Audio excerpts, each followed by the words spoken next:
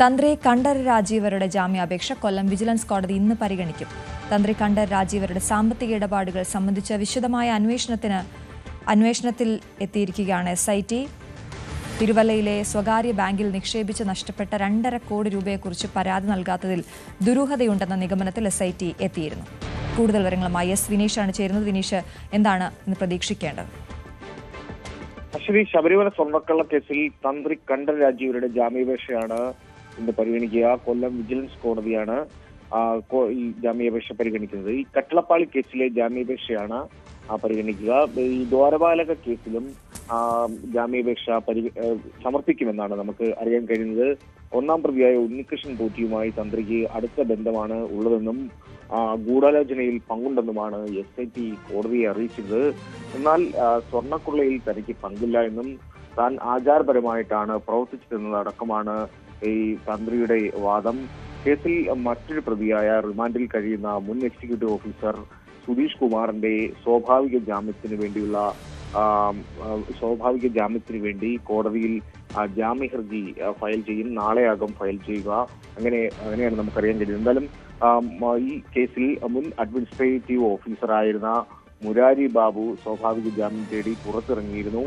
അതുപോലെ തന്നെ ദ്വാരപാലക കേസിൽ ഉണ്ണികൃഷ്ണൻ പോറ്റിക്കും സ്വാഭാവിക ജാമ്യമൊക്കെ അനുവദിച്ച സാഹചര്യം ഉണ്ടായിരുന്നു. പക്ഷേ ഉണ്ണികൃഷ്ണൻ പോറ്റി ഇപ്പോഴും ജയിലിൽ തുടരുന്ന സാഹചര്യമാണ്, മറ്റൊരു കേസിൽ റിമാൻഡിൽ തുടരുന്നത് കൊണ്ട്.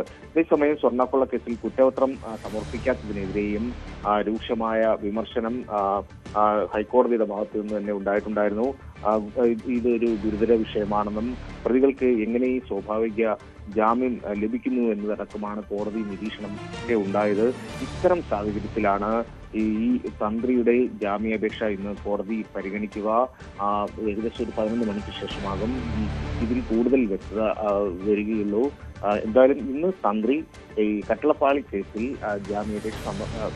സമർപ്പിച്ച ജാമ്യാപേക്ഷ ഇന്ന് കോടതി പരിഗണിക്കുന്ന. ശരി, S. വിനീഷാണ് വിവരങ്ങൾ നൽകിയത്. ശബരിമലയിലെ സ്വർണ്ണക്കൊള്ളക്കേസിലെ പ്രതി പോറ്റിയുമായി ബന്ധമുണ്ടെന്ന ആരോപണമുയർന്ന കോൺഗ്രസ് നേതാക്കൾക്കെതിരെ പ്രതിഷേധവുമായി BJP. പോറ്റിയുമായുള്ള ചിത്രം പുറത്തുവന്ന കോൺഗ്രസ് MPമാർ രാജിവെക്കണമെന്നാവശ്യപ്പെട്ട് BJP ഇന്ന് മാർച്ച് നടത്തും. പ്രിയങ്ക ഗാന്ധി, അടൂർ പ്രകാശ്, ആന്റണി എന്നിവരുടെ ഓഫീസിലേക്ക് ഇന്ന് BJP മാർച്ച് നടത്തും.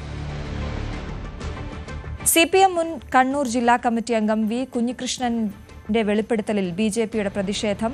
ഇന്ന് MLA ഓഫീസിലേക്ക് മാർച്ച് സംഘടിപ്പിക്കും. അനധികൃത സ്വത്ത് സമ്പാദനത്തെക്കുറിച്ച് വിജിലൻസ് അന്വേഷണം നടത്തുക, കൊട്ടേഷൻ പ്രവർത്തനം അവസാനിപ്പിക്കുക എന്നീ ആവശ്യങ്ങൾ ഉന്നയിച്ചാണ് മാർച്ച്. സംസ്ഥാന ജനറൽ സെക്രട്ടറി MT രമേശ് ഉദ്ഘാടനം ചെയ്യും. രാവിലെ 11 മണിക്ക് പെരുമ്പ KSRTC ബസ് സ്റ്റാൻഡിന് മുന്നിൽ നിന്നാണ് മാർച്ച് ആരംഭിക്കുക.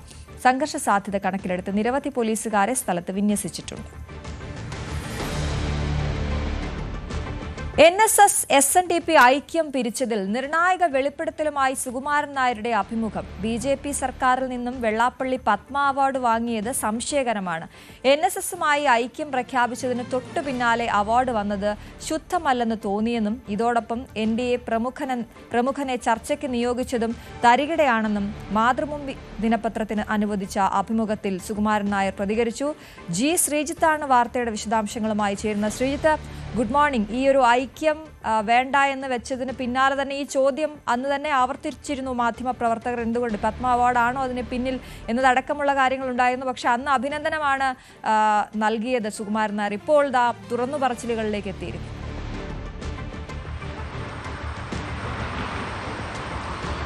അശ്വതി, ഈ അഭിമുഖത്തിലും പത്മ അവാർഡ് കിട്ടിയത് നല്ല കാര്യം, അതിൽ കുഴപ്പമൊന്നുമില്ല എന്ന് പറയുന്നുണ്ട്. പക്ഷെ അതിനപ്പുറത്തേക്ക് അതിന്റെ പിന്നിലെ സംശയങ്ങൾ എന്ത് എന്നത് വെളിപ്പെടുത്തുകയാണ് G. സുകുമാരൻ നായർ ഈ അഭിമുഖത്തിൽ ചെയ്യുന്നത്. അന്ന് തന്നെ അദ്ദേഹം വാർത്താ സമ്മേളനം നടത്തിയപ്പോൾ മാധ്യമങ്ങളോട് ചില സംശയങ്ങളുണ്ട്, ചില നീക്കങ്ങളിൽ സംശയങ്ങളുണ്ട് എന്ന് വ്യക്തമാക്കിയിരുന്നു. പക്ഷെ എന്താണ് ആ സംശയം? അത് കേവലം അന്ന് NDAയുടെ പ്രമുഖനെ ചർച്ചയ്ക്ക് വിട്ടത് മാത്രമായിരുന്നു. കൂടുതൽ വാർത്തകൾക്ക് News 18 Kerala YouTube channel subscribe ചെയ്യുക.